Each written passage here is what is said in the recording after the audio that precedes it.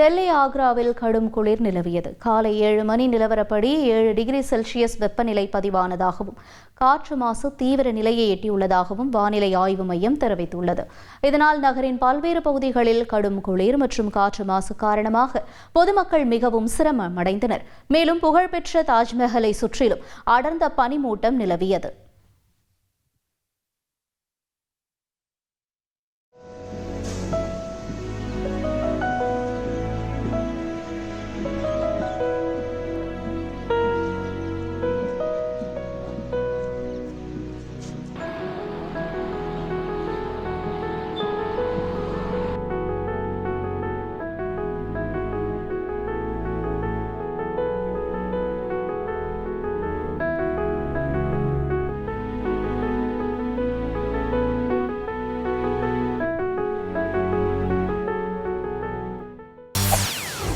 செய்திகளை உடனுக்குடன் தெரிந்து கொள்ள உடனே சப்ஸ்கிரைப் பண்ணுங்க.